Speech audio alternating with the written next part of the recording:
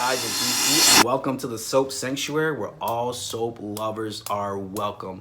This is my Young and the Restless review. Throw away the lock and key, guys. We are still dealing with the aftermath of the Ashton Locke's death on Y&R. I have my notes here, guys. Bear with me. I don't get why Nick is asking so many questions. If I were him, I would just leave it alone. Because technically you're not a suspect at this point. You know, whatever Victor did, that's on Victor, right? I would leave it alone if I were him, right? And chances being all nosy now. Because at least if you leave it alone, you actually have true plausible deniability. You're a Newman. I feel like, you know Victor's got this. Just leave it alone. If I was Nick, I would leave it alone, personally. I wouldn't be asking so many questions. So what if your dad did something underhanded? And now Nick is feeling bad because now he's discovered that his blow was what killed Ashlyn. What did you think was gonna happen when you punched him though, Nick? This is not somebody who's missed by everyone in town. I don't understand. And I get it, that's probably a lot to process knowing you killed someone. It probably is a lot to process. But what do you think was gonna happen? See, Victor was trying to protect you and Victoria in this way, but you had to just keep asking questions. Now you got what you was looking for. Maybe Victor said that to just shut you up. You know what I mean? I just feel like this is the one time I'm okay with what Victor has done, because he's looking out for his family. And when it comes to Chance needs to tread lightly, because this is your wife's family that you are investigating. And I understand he's a detective, he's got to do his job, don't get me wrong. But at the same time, this is something I always say. When you marry to somebody's family, you better be careful not to be in between them and their family. Because at the end of the day, you may not always be the spouse, but their family is always going to be the family. So you better keep that in mind when you approach things. Keep that in mind when you approach things, all right? So I feel like he may end up putting Abby in a tough position where she has to choose. And who do you think she's going to choose? Her family, who she don't always be there, or you? Because you're her second husband. You're not the first. So she's not living in a fairy tale world about how marriage relationship works. She knows that it can end. I'm just being honest. Child or no child. I'm just being honest with you, all right? She knows how this can go, all right? So if I was Chance, I would tread lightly personally. But it is nice to see Chance finally doing something. Good Lord, he hasn't been doing nothing in a minute. All they got these characters doing is just pouring coffee and going to Crimson Lights and talking to Sharon. That's all they got them doing. And for me, when Victoria's like, oh, this is all my fault, it is your fault. I'm glad you're saying this, because it just never seems like on the show it's ever Victoria's fault. You know, oh, Ashton was a POS. Ashton did do some things that wasn't right. He did lie, he did deceive Victoria. You know, there comes a certain point in time when you keep seeing a certain type of pattern in your life, you gotta take responsibility for it. So it wasn't a responsibility with Ashton. Okay, cool. It wasn't a responsibility with Billy, right? It wasn't a responsibility with JT Hellstrom. It wasn't a responsibility with Brad Carlson. And JT went crazy, right? And Brad didn't go crazy, but he was a liar too. It's never Victoria's responsibility. She gives too much trust too soon. She tries to act like she has it all together, but she really doesn't.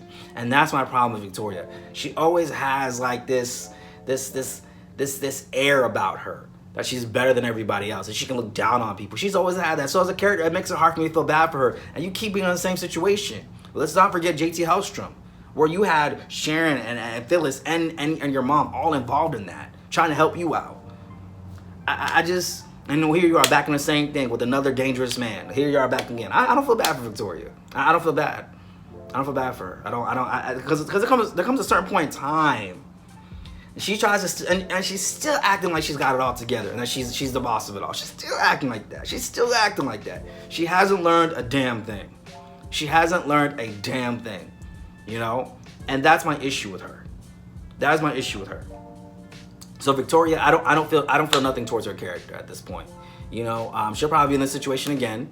Even when she was with Kane, and Kane despised her. She's always picking the wrong men. Kane was a good man, just not for her. Let's be clear. He was a good man for Lily, and that is Lily's soulmate. Don't try to. The writers aren't even doing anything with Lily and Billy. There's no. I don't even see the chemistry half of the time. But anyways, which brings me to Diane's empathy for Ashley. You know, Diane, she put herself in Ashlyn's shoes because she knows what it's like to be the outsider. Even though she can't mess with him, she can't fool with him, and I get that, but she knows what it's like to be the outsider. She knows what that's like. You know, she put herself in a situation, but she knows what it's like to be the outsider. She knows what that's like.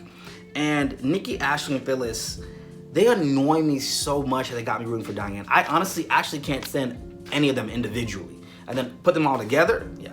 Because they're just like Victoria.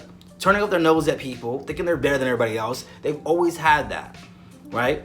But they've got the most insecurity out of anybody. Phyllis being the most insecure out of the three of them. Phyllis being the most insecure out of all three of them. You know, Phyllis stole Sharon's husband, Nick. And I remember there was an episode, it was back in 08 or 09, where Phyllis was just like, Sharon, stay away from my husband. Got it?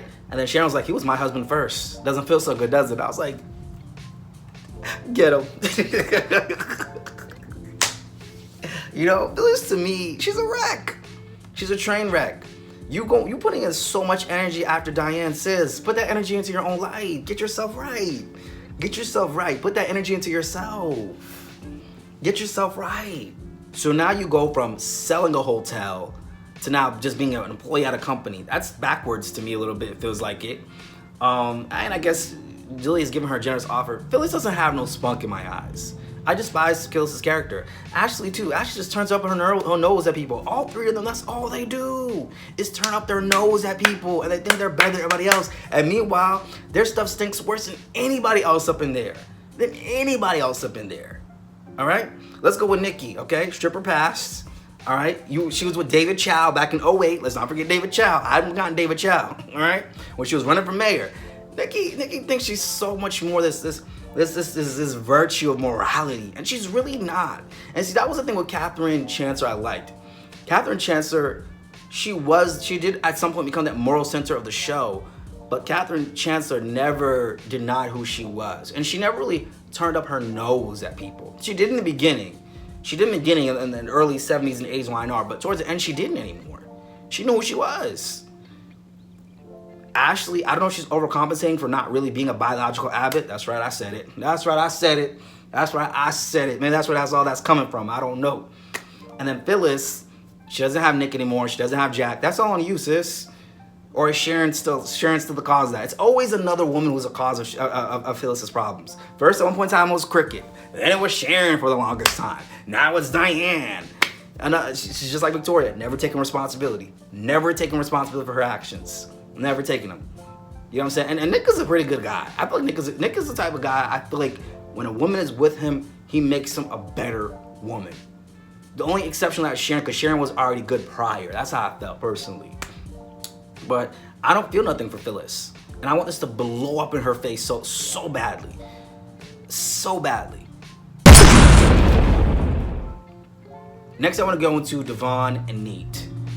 It's kind of tough working for family, I feel like, and Devon was low-key kind of undermining Nate. He was. I would have felt offended too, but Nate had such a strong reaction to that. And it's tough working for family. It's tough working for them. They obviously agreed on Amanda taking some time off, which, when it comes to Amanda, all these conversations she's supposed to have with Naya, they're happening off screen. It would be kind of cool if we could actually see that on screen, because we're getting all this emotion. It's not like she's just mentioning this in passing. This isn't like this is a real thing that's affecting her. So why can't we see this? Or at least see a phone call play out or something. We're not even seeing those things. So I don't really understand what that's all about personally. That feels like a missed opportunity not having Naya on screen for this, or even a recast. I'm cool with it, you know? Like, why are we not having that? But yeah, we have to listen to Phyllis complain about Diane almost every single scene in every single episode. Come on! There's some good story over there. That's a good story right there. You know what I'm saying? Or how we know Nate is gonna end up cheating with Amani, but this is gonna take forever to play out. Well, we have to watch Phyllis complain about Diane every single day. I'm over it. It's like the same conversation day in and day out, day in and day out, day in and day out, day in and day out on YNR. And yes, YNR is a soap that moves slow, but let's be real, guys. Back in 06, 07, 08, 09, even 10 and 11, it did not move this slow. You know what I'm talking about. Y'all know it's moving. Because every time I say this is slow, so people are like, oh, well, YNR is historically a slower soap. Not this slow. We haven't even seen nothing happen with Faith and Moses. Where they been at? Where they been at? Nowhere to be found. Nowhere to be found, all right? Next, I want to talk about Sally Spectra. I honestly would have preferred if Sally became the next Mrs. Jack Abbott. Because you dealing with Adam, you're losing. You already lost, sis. Adam is a pariah of the Newmans. You got nothing to gain here. Well, I guess you got a CEO position, but I would have loved it if she would have ended up marrying Jack. I would have loved that. I know some people are like, ew, that's so nasty. He's older, she's younger. It would be a new, different type of relationship dynamic we haven't seen on the show in a long time. And personally, I think Sally could have pulled it off as a new lady of the manor, okay? At the Abbott mansion. I think Sally could have really pulled that off. Better than Phyllis ever could have. I think Sally could have pulled it off. And in fact, when they first brought Sally on, I was like, oh, she would go great with Jack. And then when they did that, I was like, oh, we're getting somewhere here. I was hoping they could at least walk down the aisle, but they never did that. So with that being said, this is why I'm glad that Sally chose her career over Adam. Because Adam is not worth it in my eyes. He's not worth it. Every woman that Adam has been with, he's turned them into trash in the moment. Like, he has. Sharon was a good person, and when she got with Adam, she was just all over the place.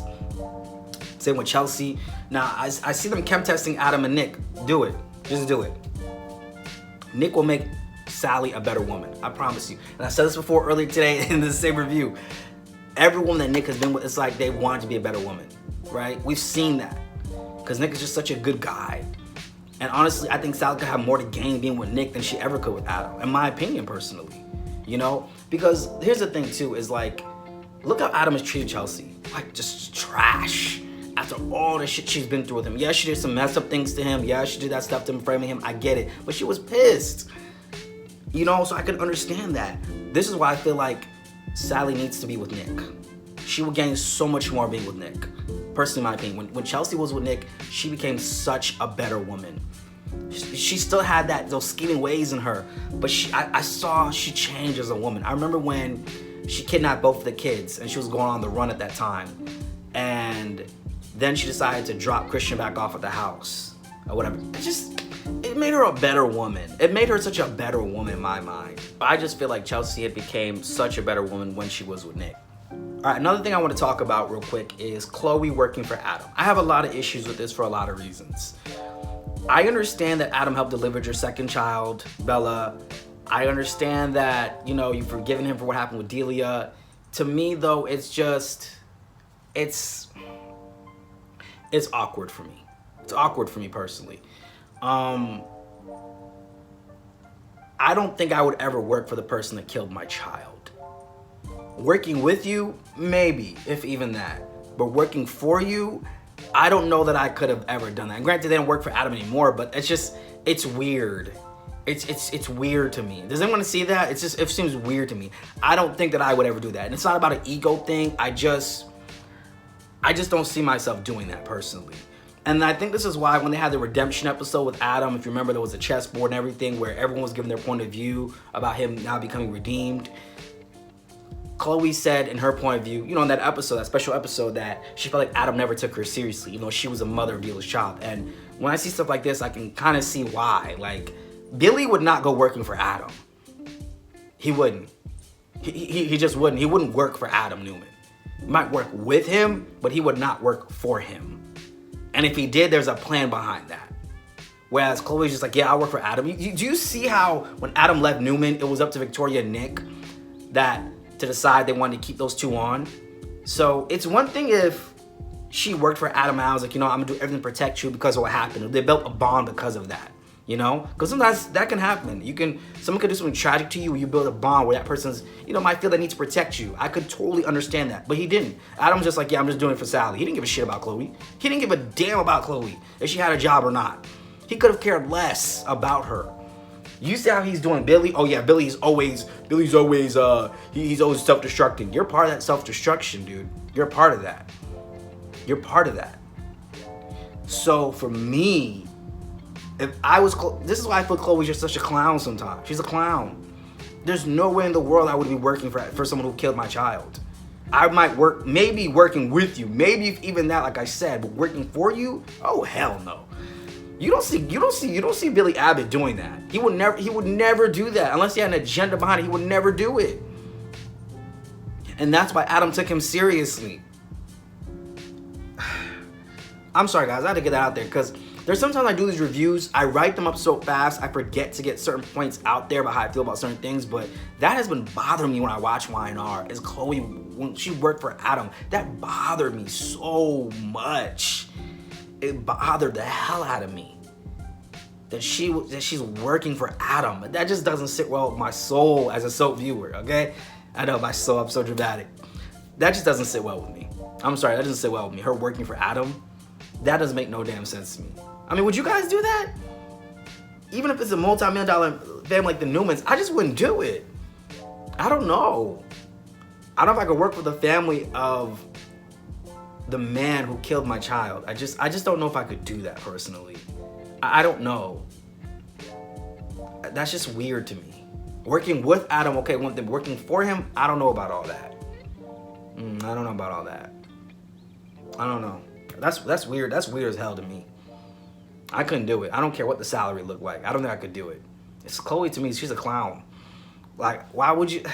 I'm gonna leave this review off right here. I'm gonna leave it off right here. All right.